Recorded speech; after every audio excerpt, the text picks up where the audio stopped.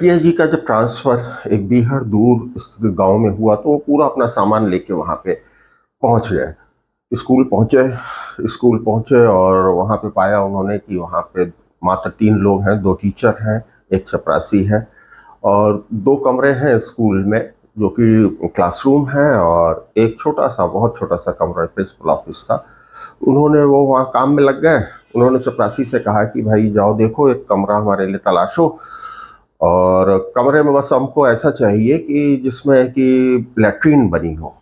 वो तो चपरासी ने कहा कि यहाँ पे ऐसा कमरा मिलना तो मुश्किल है, क्योंकि एक गढ़ी है ठाकुर साहब की, उसमें किराए पे कोई प्रश्न ही नहीं उठता है, और दूसरा एक यहाँ से 500 गज 600 गज दूर पहाड़ी पे एक घर है पंडिताइन का, लेकिन वो वहाँ पे बहुत सारी समस्याएं हैं। वो खाने पीने में कुछ अलाउ नहीं करती है, जो अंडे वगैरह इधर उधर का।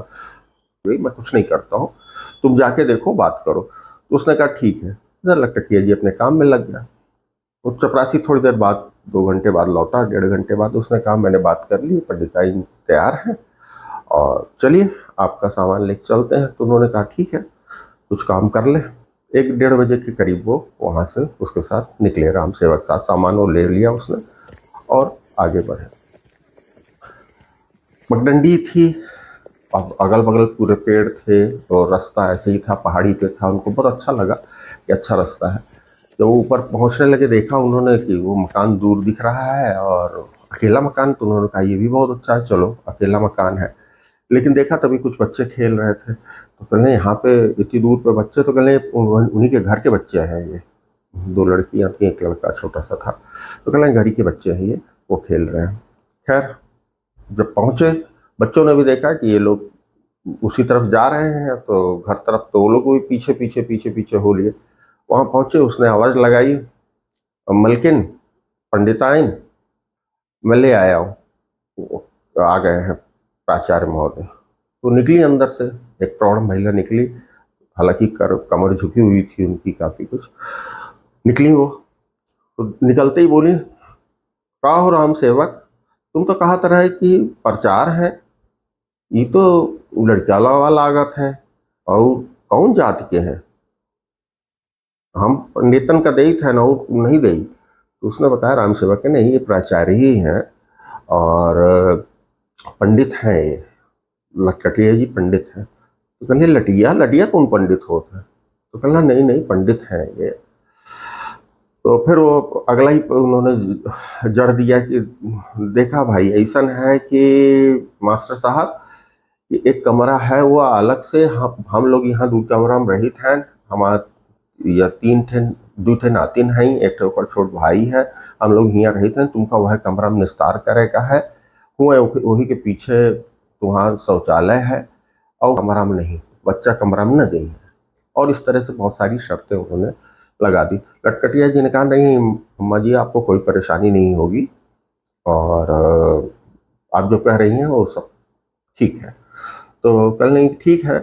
तभी लटकटिया जी को लगा कि कल नहीं कि इनके बच्चों के माँ बाप कहीं बाहर हैं का।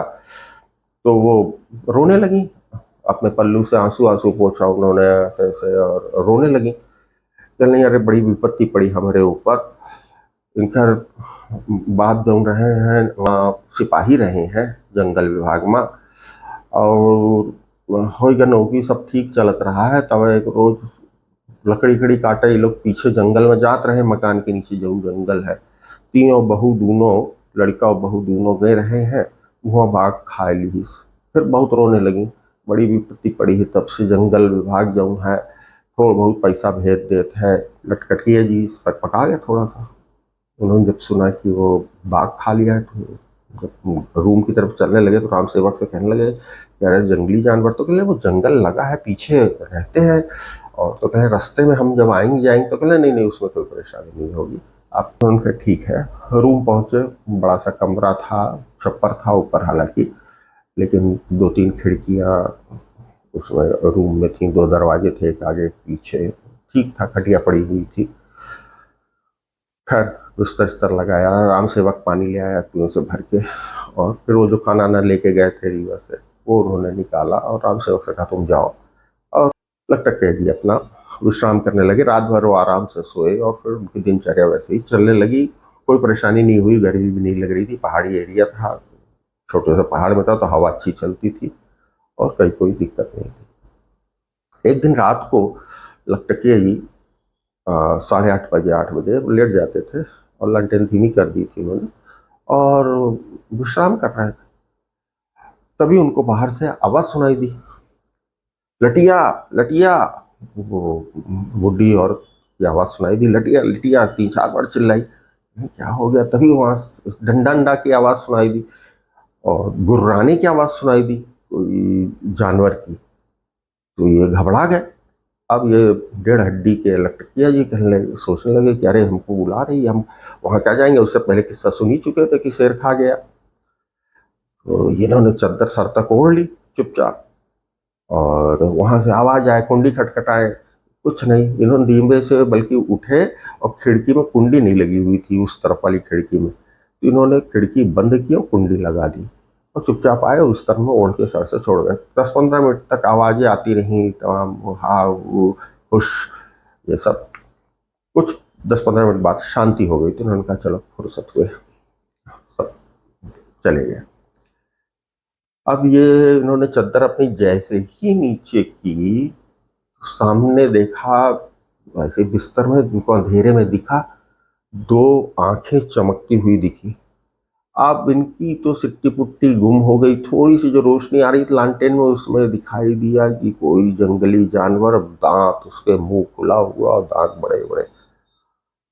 अरे इन्होंने, अब इनकी तो आवाजें ना निकले, तो तभी इनको ध्यान आया कि अभी तो ये लोग बुला रहे थे तो हम भी चिल्लाए थोड़ा सा तो आ जाए शायद। तो इन्होंने आवाज लगाई उनको, अम्मा जी अम्मा जी। पहले तो अम्मा जी पुकारते रहे, फिर कम्मो, कम्मो नाम था लड़कियों का, कम्मो रम्मो, कम्मो रम्मो छुटका। 2-3 बार आवाज लगाई, उधर से वो गुर्रा है वो जो जानवर था। तो लोग दौड़े उधर से, आ गए, बगल ही में कमरा था तो आ गए, तो लाठी डंडा लेके। तो कहने दरवाजा खोलिए, तो कहने हम वो सामने खड़ा है।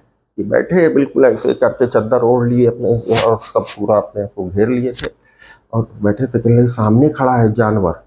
तो उन लोगों ने धक्का मारा, कुंडी खुल गई, अंदर आए, डंडा लेके आओ। गुर्रा रहा था, गुर्राया एकदम से, लेकिन देखा उसने कि बहुत लोग थे, तो खैर उसको भगा दिया। वो असल में पीछे का दरवाजा खुला हुआ तो उससे वो आ गया था, पीछे के दरवाजे से निकल गया वापस।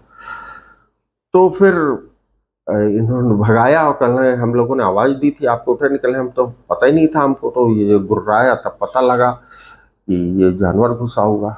बहरहाल इस कहानी से ये सबक मिलता है कि जब किसी को आवश्यकता हो, कोई संकट में हो, तो उसके पास जरूर पहुंचना चाहिए। भले आप सक्षम नहीं है, 1 और 1 11 होता है और बहुत सपोर्ट मिलता है। इसी से जान भी किसी की बच सकती है।